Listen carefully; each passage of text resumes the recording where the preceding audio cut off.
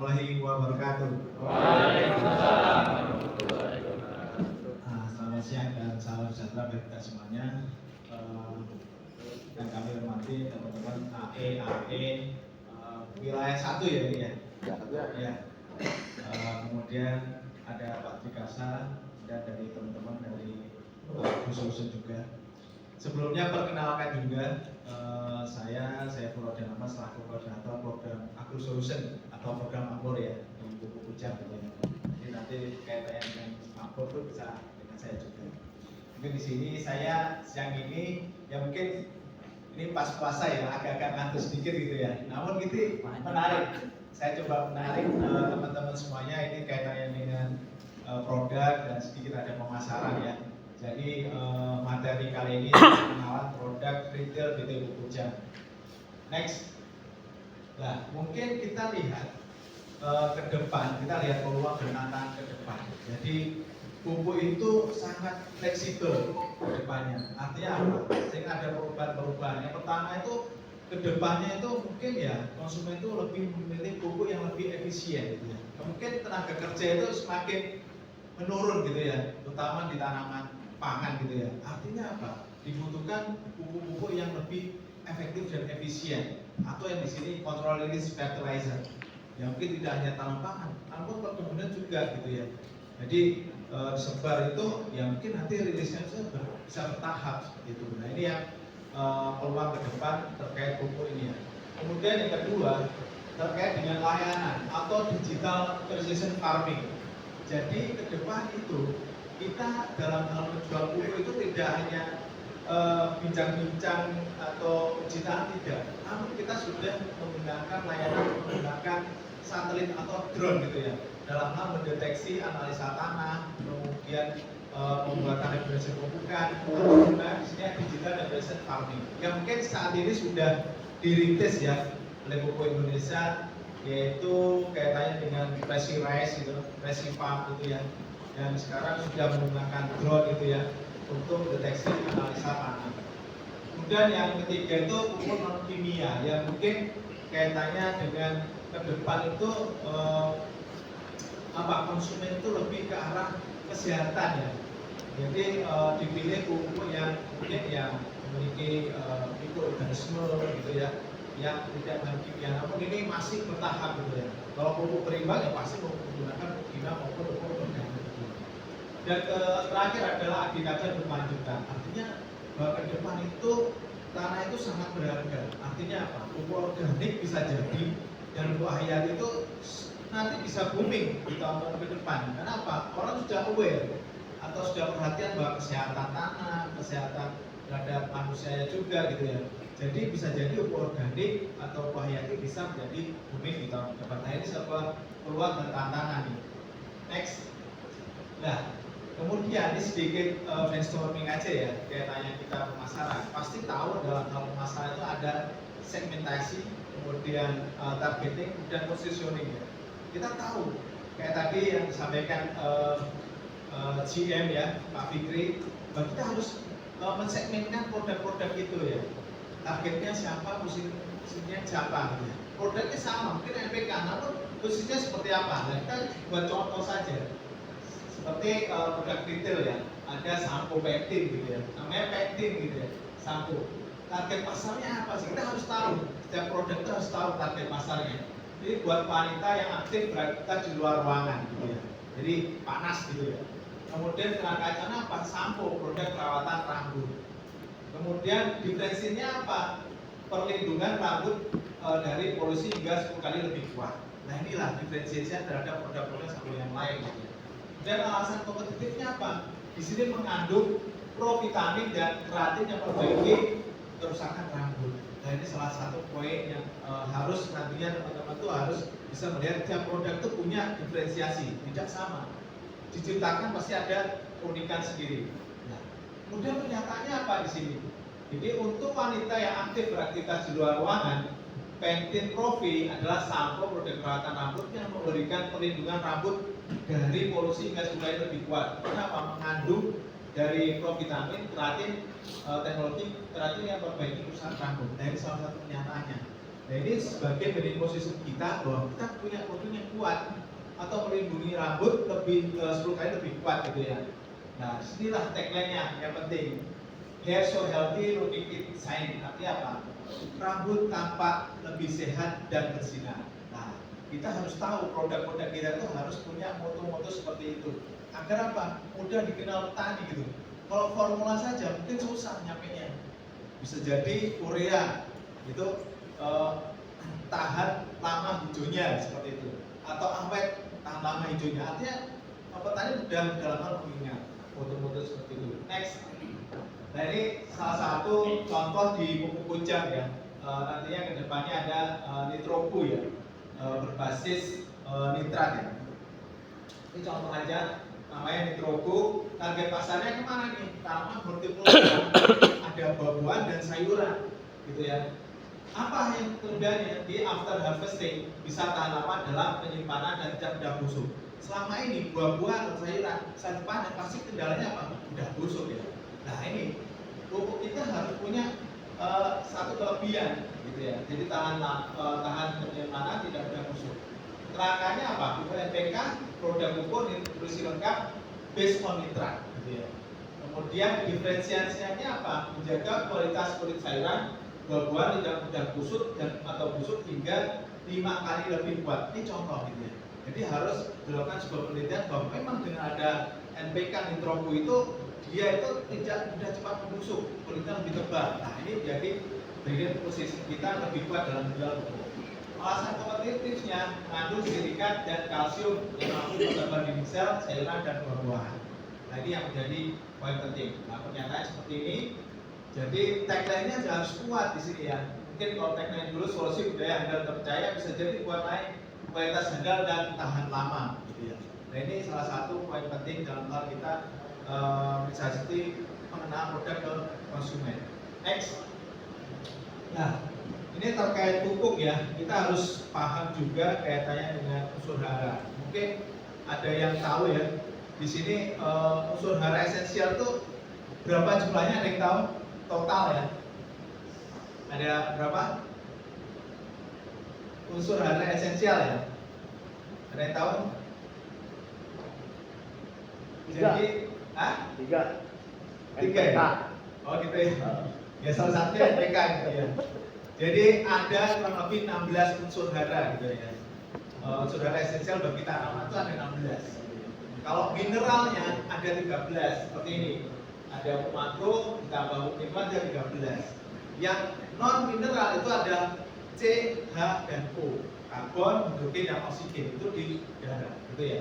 Jadi kalau mineral itu ada di tanah itu ada sekitar 13. Kemudian sisanya di udara. Nah, di sini PT Pupuk Kujang sudah membuat pupuk baik itu bisa diserap oleh tanah atau melalui daun atau stomata ya.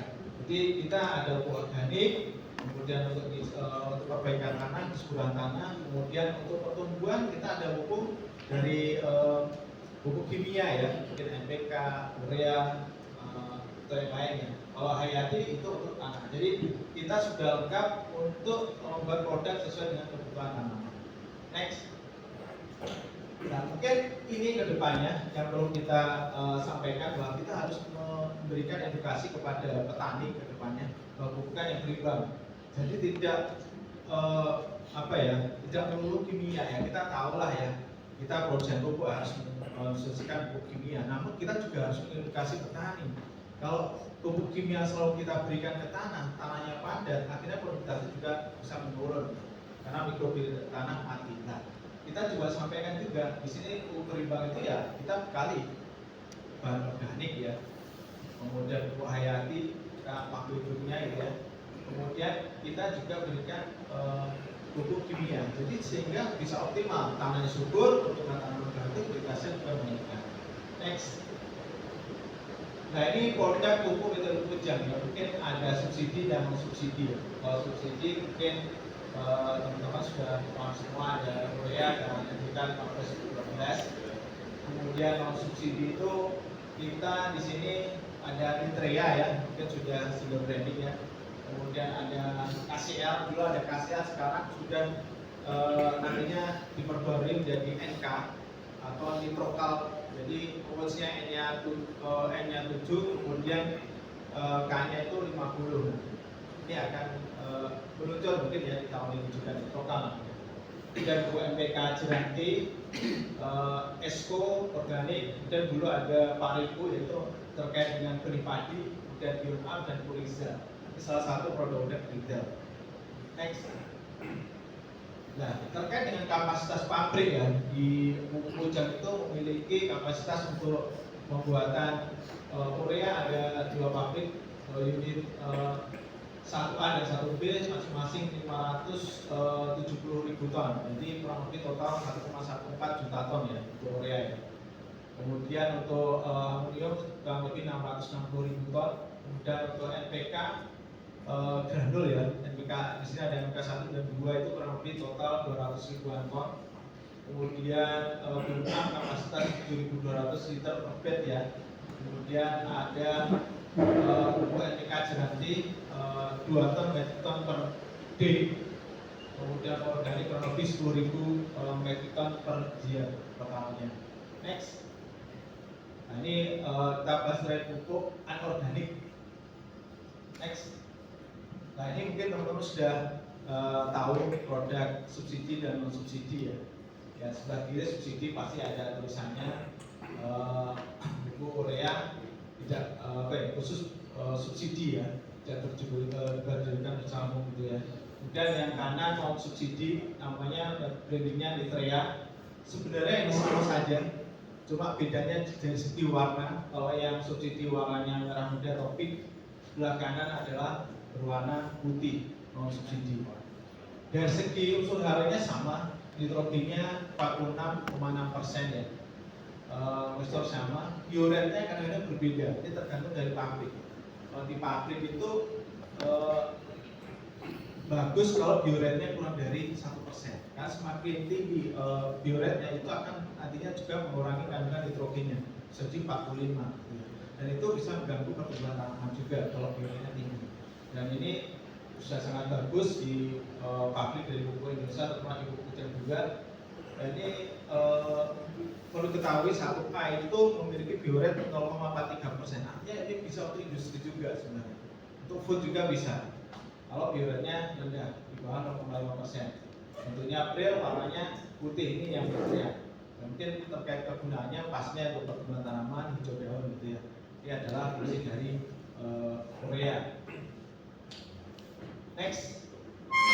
Nah mungkin ini sebagai tanda saja. Ya, mungkin kalau wilayah Jawa Barat, Banten itu kan biasanya produksi subsidinya dari Kujang Cikampek. Jadi kita lihat di belakangnya ada produsen gitu ya.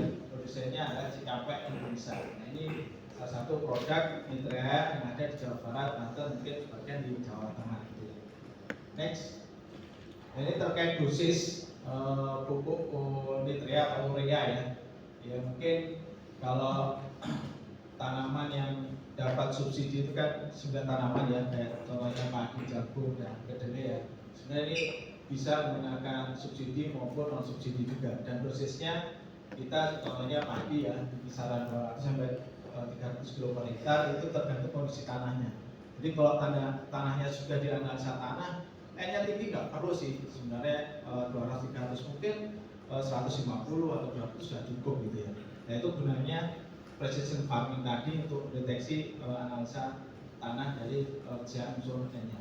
Dan jagung 200, tebu ada yang 400, ada yang 500 kilo per hektar. Jadi tergantung kondisi tanah juga. Next. Ini terkait pupuk NPK ya, pupuk majemuk itu di PT Kujang itu memproduksi pupuk spesifik juga ya. Semua ada di sini, ada untuk tanaman pangan ya, ada 38, ada 2416 gitu ya. Kemudian tanaman buah-buahan ada namanya NPK Jeranti gitu ya. Ada tahu singkatan Jeranti?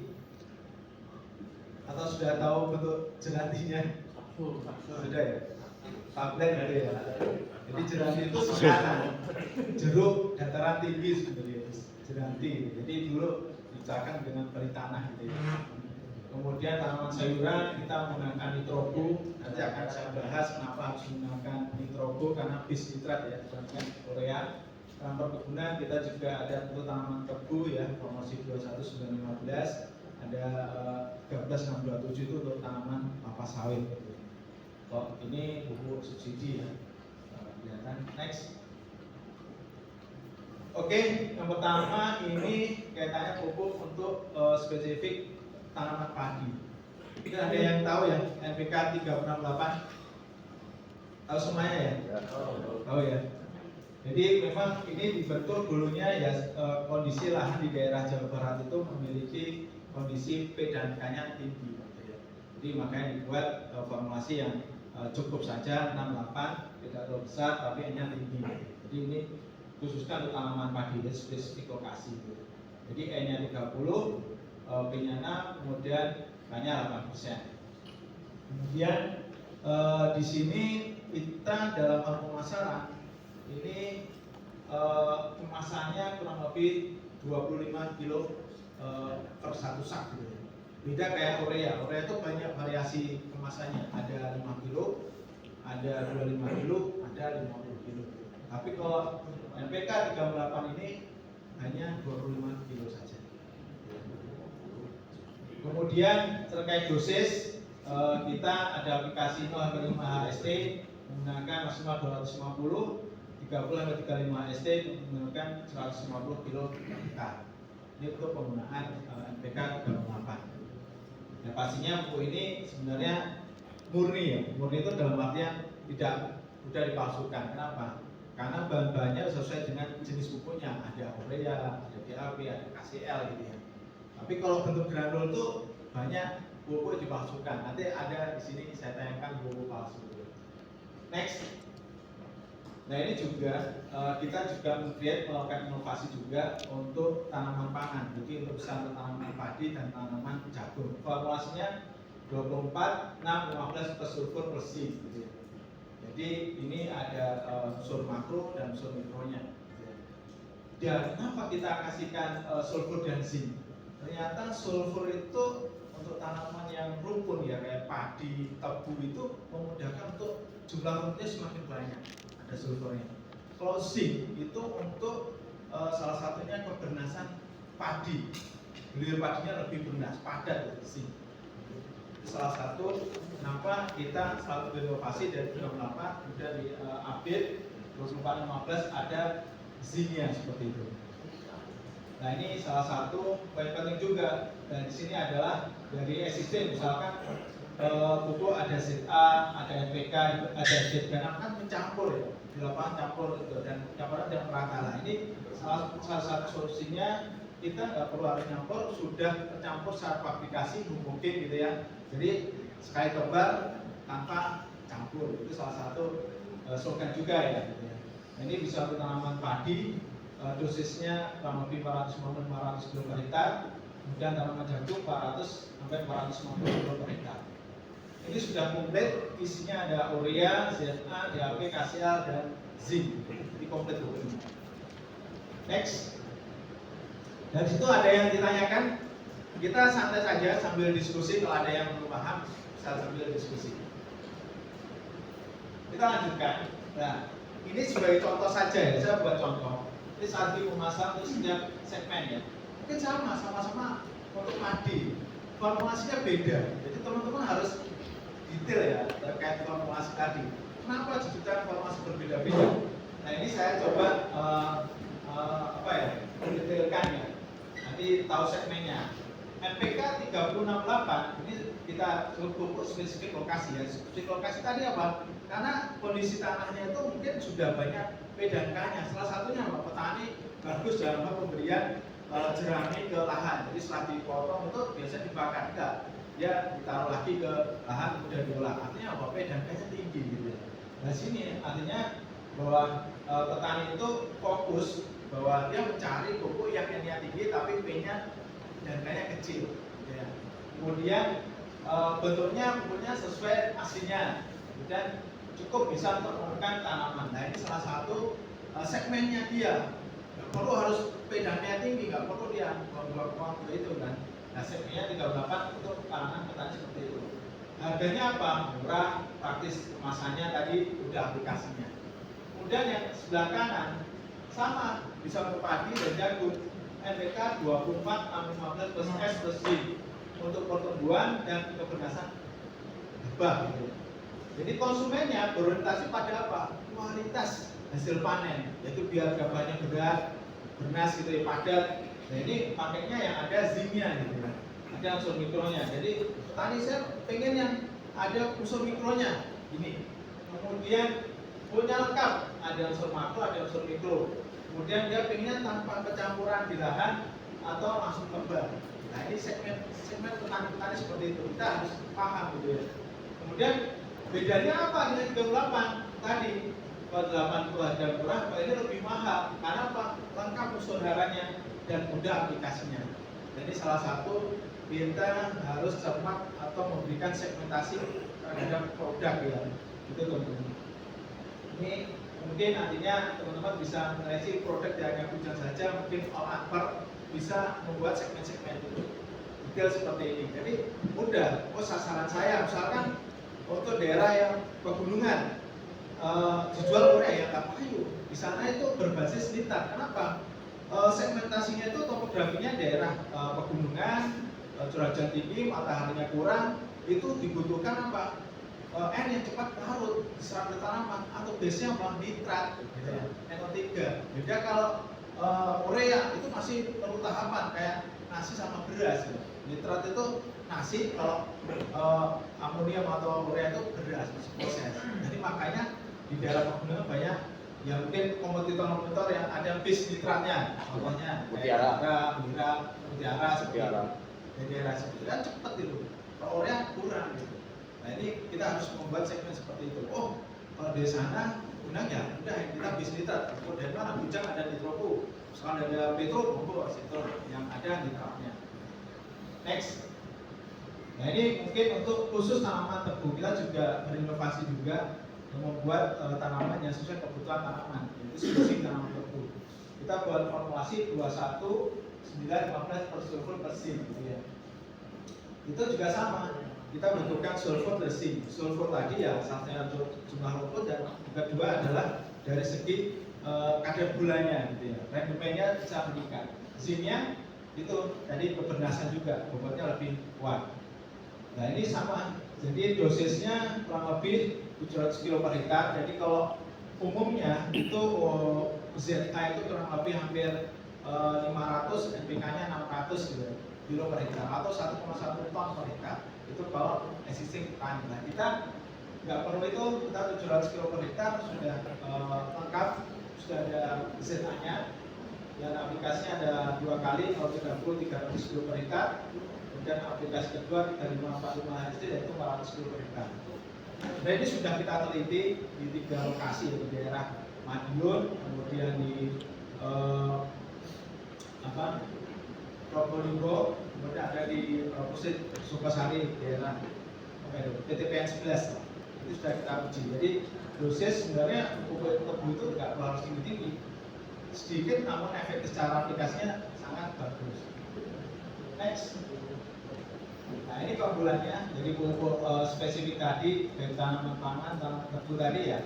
Kalau blending ya, mungkin blending ini salah satunya ya tadi pupuknya bentuknya aslinya sama, cuma dicampur sama aplikasi. Jadi lengkap unsur haranya, ada ZA, urea, DAP, KCl, ada zinc-nya. Ini sudah di pupuk hujan sudah ada teknologi untuk percampuran pupuk blending. Kemudian efisien biaya pemupukannya, jadi tidak perlu harus campur-campur di lapangan. Karena kadang petani itu campur-campur, ada urea, ada NPK, campur-campur. Nah ini membutuhkan biaya cukup tinggi, membagi dikarbonin lagi, dan homogenitasnya masih kurang merata. Kalau ini sudah tercampur merata, ini salah satu solusi kalau memang segmen petaninya membutuhkan pupuk tunggal yang kerepotan. Nah ini salah satu solusinya menggunakan custom. Next. Nah ini NPK Jeranti. Ya, mungkin teman-teman sudah paham NPK Jeranti ini ya. Ini khususnya untuk tanaman apa? Mungkin ada yang tahu? Tanaman keras. Keras ya, kayak kayuan gitu ya. Jeruk, buah, mangga, tebu. Buah-buahan, kayu juga bisa. Jadi ini sifatnya NPK Jeranti dibuat slow release, lambat tersedia ya. Tiwu. Terus bentuknya itu unik. Di pabrikan lain belum ada. Gitu ya. Uniknya Kayak gula merah. bentuknya tablet. Dulunya itu 10 gram per butir ya, besar. Sekarang biar lebih praktis, lebih compact, bentuknya digunakan 2,5 gram per butir. Jadi ini cocok untuk tanaman ya tadi buah-buahan, kayu-kayuan, tabula pot. Ya, mungkin kalau di sini ada segmen tabula pot ya teman-teman, ini ada komunitas gitu ya, tanaman hias terkait dalam pot, ini sangat cocok. Jadi nggak perlu harus pupuk terus secara intensif, namun sekali pemberian ini sudah cukup, tinggal siram-siram aja. Nah, mungkin ini formulasinya N-nya 18, fosfatnya 10, kemudian kalium 14%, ada sulfur, kemudian ada boronnya. Nah, ini memang untuk pembungaan juga, karena boron itu fungsinya untuk pembungaan, gitu ya teman-teman. Di sini untuk tanaman buah-buahan ada yang untuk tanaman durian, mangga, alpukat, gitu ya, pisang, kayu-kayuan, gitu ya. Ini dosisnya tanaman buah-buahan 15 sampai 20 tablet per tanaman untuk tanaman TBM, TN-nya 25-40 tablet per tanaman, ini yang diaplikasikan 2 kali per tahun. Next, nah ini saya sampaikan produk NPK Nitroku, gitu ya. Nitroku awalnya memang kita ada NPK Prima dan Optima. Dulu Prima itu 16-16 dan Optima itu 15-20. Base-nya nitrat NO3. Dan kita yang terbaru ini NPK Nitroku triple 10, N-nya 10, B-nya 10, K-nya 10. Namun berbasis apa? Bukan nitrat, tapi berbasis amonium.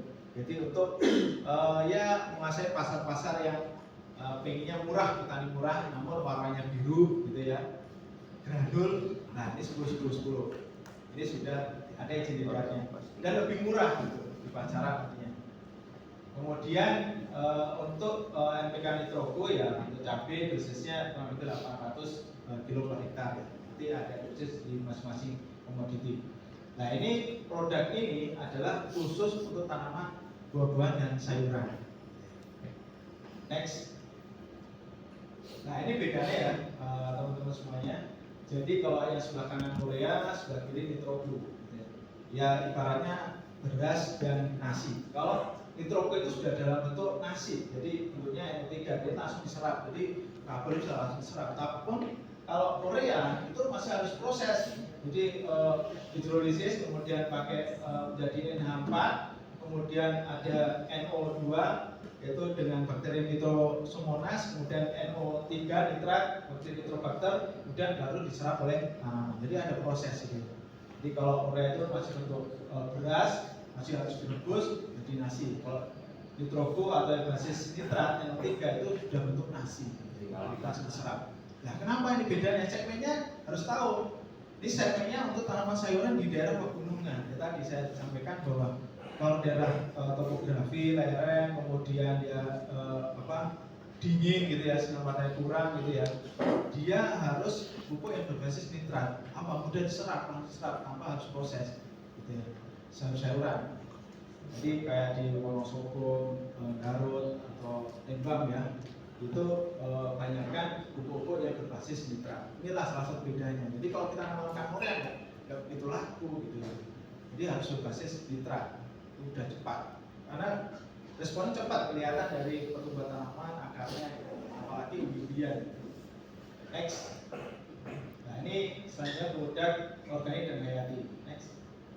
Nah kita lihat dari perilaku petani juga. Kita harus tahu bahwa kayak pupuk organik itu kita segmen kemana sih? Kalau tanaman padi kita lihat aja, padi itu jarang pakai pupuk organik, benar nggak?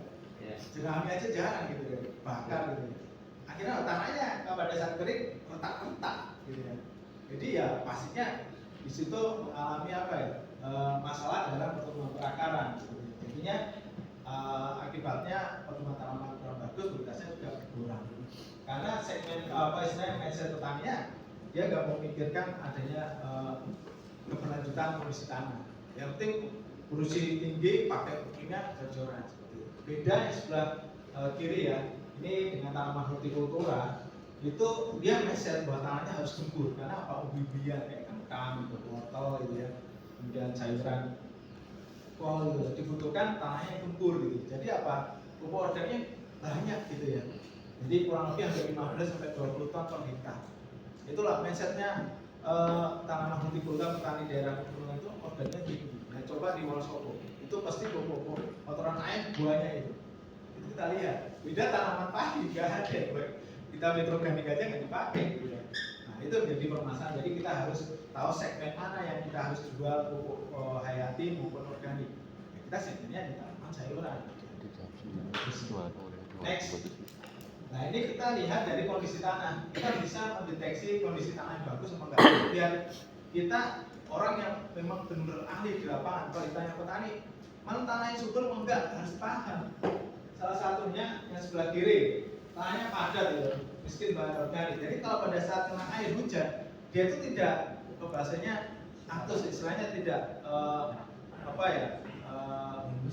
rebes ke bawah lebih cepat. Jadi istilahnya masih ada di permukaan tanah. Istilah bahasanya ngendon gitu ya, di atas permukaan tanah itu, gendang gitu ya.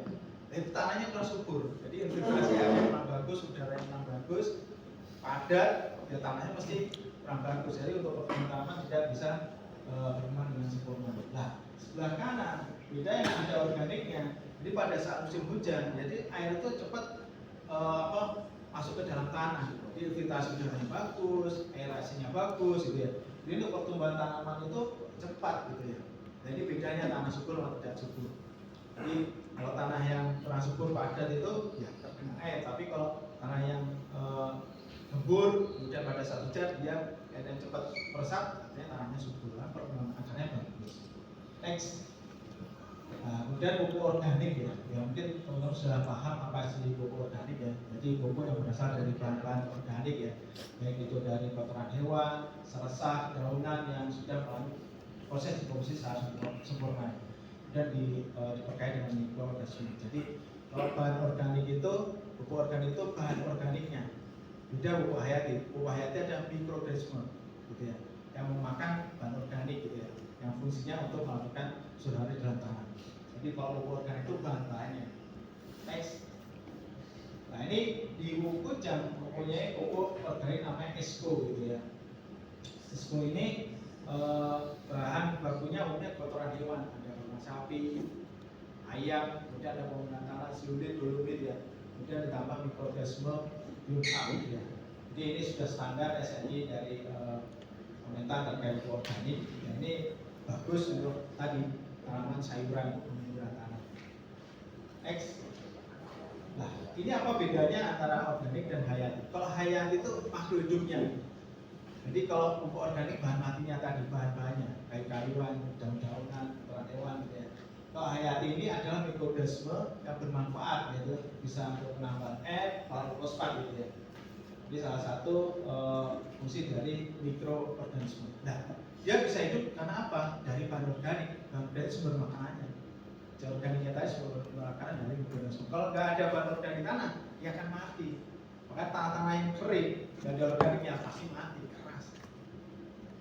Jadi salah satu penting sekali fungsinya dari pelayanan. Next. Nah, produk dari pupuk jadi itu namanya BionUp.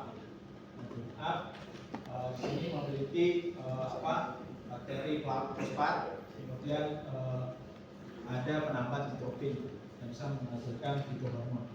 Jadi atau apa? Fungsinya di sini bantu meningkatkan siaran unsur hara, makro esensial, jadi cepat. Jadi kalau sebenarnya ini aplikasinya sebelum pemberian pupuk kimia. Jadi sebelum pemberian pupuk kimia. Jadi kalau tanaman padi setelah olah lahan gitu ya, kemudian ada penanaman baru kita sebar BionUp gitu ya. Kemudian jarak 1 minggu baru kita pupuk kimia. Jangan sampai kita BionUp dalam satu ember kemudian ditambahin pupuk kimia, kan mati gitu. Fokusnya berkurang pasti mati. Karena tidak bisa dosis langsung dengan pupuk kimia. Jadi dikasih jedanya mungkin 3 hari juga cukup gitu. Ini pupuk BionUp gitu ya. Jadi bentuknya cair, kemasannya 1 liter gitu ya. Untuk tanaman padi atau tanaman yang lainnya kurang lebih 3 dan 5 liter per hektarnya. Ini sayuran bagus untuk tadi menambah mikroorganisme di dalam tanah sehingga pelarutan fosfat di dalam tanah itu lebih cepat bisa diserap oleh tanaman. Next. Nah, ini prosesnya, mungkin proses cara mekanismenya dari bakteri PGPR, kemudian diserap oleh akar tanaman, kemudian dari Endoderma itu diserap oleh bakteri babat nitogen tadi ya, kemudian jadi NH4 jadi NO3. Next. Nah ini yang terakhir ya, mungkin pupuk hayati juga namanya Purisa ya. Kujang Purisa ya. Jadi ini pupuk hayati artinya ya, atau bentuknya jamur atau cendawan yang bersimbiosis dengan akar tanaman ya. Ini fungsinya bisa meningkatkan ketahanan tanaman terhadap penyakit ular tanah. Jadi biar tahan terhadap penyakit di dalam tanah. Nah, ini cocok untuk daerah-daerah yang notabene tandus, gersang gitu ya. Itu bagus. Kenapa? Dia akarnya itu kalau tandus itu untuk mencapai unsur hara, air itu kan susah karena susah. Dengan adanya mikoriza ini, dia akan menempel ke akar bersimbiosis, kemudian dia akan membuat iva-ivanya itu apa? Mencari unsur hara tadi, air gitu. Jadi bisa diangkut menuju akar bisa untuk pertumbuhan tanaman. Nah ini salah satunya fungsi dari mikoriza. Jadi ini untuk sayuran juga bagus. Jadi sayurannya biar cepat untuk menyerap unsur haranya, akarnya itu membantu itu menggunakan mikoriza. Next. Nah ini fungsi-fungsinya mikoriza. Jadi terkait aplikasinya tadi program tanaman bisa untuk tanaman hortikultura. Tentunya seperti ini padatan ya, padatan. Ini mungkin bisa digerus ya, kalau lembut bisa ditabur gitu ya. Itu untuk percepatan penyerapan dari unsur fosfat dan air. Next. Nah, ini terkait produk di pasar atau pesaing palsu atau produk palsu itu. Next. Nah, ini mungkin teman-teman mencoba ini, saya coba di Karawang kemarin ya. Namanya AJT Ponska. Bukan pupuk Indonesia, tapi produk Indonesia ini. Sekarang ini banyak seperti ini. Dan kita jangan sampai petani itu terpengaruh oleh produk-produk ini, harganya murah 2000-an gitu ya. Ini sebagai pesaing juga kita ini. Dia sudah dikasih mindset seperti ini. Coba ikuti dulu, next dulu. Ini bosku, Polska dari PT AJT Amanah Jaya tadi yang bekerja sama dengan Biskopal. Ini warnanya sangat khas sekali. Warnanya bagus. Baunya cukup luar biasa dan udah larut dalam air. Nah ini salah satu yang kita harus perlu memberikan edukasi petani, jangan sampai mereka sudah mengeluarkan uang namun hasilnya tidak maksimal gitu, karena ada punya palsu. Dan kita bisa lihat di sini petani itu harus diedukasi. Di sini Ponska misalnya ya, tentu mirip produk itu harusnya ini kena APH ya, 16-19, tapi apa? Unsurnya di situ apa? Magnesium, kalsium gitu ya. Jadi ada magnesium dan Ca gitu ya. Di situ tertulis lebih ada 18 sama 29%. Dia itu kapur itu, dolomit gitu ya. Dijual itu. Tapi petani kan nggak lihat itu. Lihatnya apa angka formulasi 16-19, 15-15-15. Nah itu yang jadi petani terpengaruh. Dengan setelah itu harganya murah. Warnanya dan bentuknya bagus, bentuknya bagus, mulus lah. Menggirau. Tadi menggiurkan. Akhirnya kayak ini bentuknya biru, gandulnya bagus gitu ya. Jadi kalau petani itu membeli ya kasihan. Ya makanya di sini kita coba juga memberikan sosialisasi, bahwa edukasi, bahwa tidak hanya melihat dari formulasinya, melihat produsennya sama dari kandungannya. Karena ini kandungannya tidak sesuai dengan formula. Next.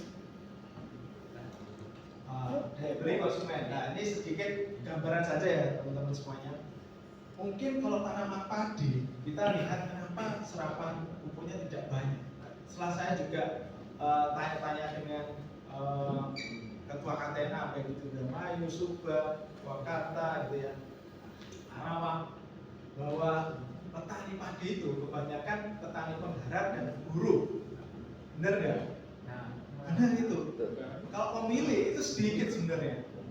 Nah itu yang menjadikan daya beli pupuknya juga berkurang, makanya dia selalu berbeda subsidi terus gitu ya. Jadi kalau subsidi habis dia nggak beli gitu ya. Kenapa? Kemampuan daya belinya berkurang. Kenapa? Penggarap dan buruh gitu, pemiliknya sedikit gitu ya. Nah kita antisipasinya seperti apa? Kita coba analisa usaha taninya atau RAB-nya. Jadi kalau subsidi penggunaan pupuk subsidi itu kurang lebih pengaruhnya 14% dari AUT. Jadi kurang lebih 1,2 sampai 1,5 juta per hektar gitu ya. Itu 14%. Kemudian kalau non subsidi full gitu ya, itu harganya contohnya 3,6 juta. Pengaruh AUT-nya berapa? Kurang lebih 32%. Jadi sangat tinggi gitu ya. Nah, kita harus punya solusi gimana biar petani tadi tertarik gitu ya. Jadi dikombinasi. Jadi ada subsidi berapa, kemudian ditambahkan pupuk non subsidi gitu.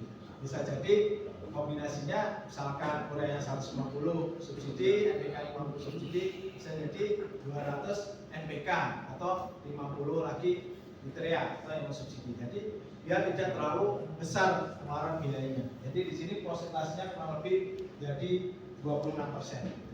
Nah ini kita ambil tengah-tengahnya. Ya tadi kita sudah tahu segmen pembelinya adalah penggarap dan buruh. Next. Nah ini kita coba berikan sedikit rekomendasi ya terkait kombinasi antara subsidi dan non subsidi. Next.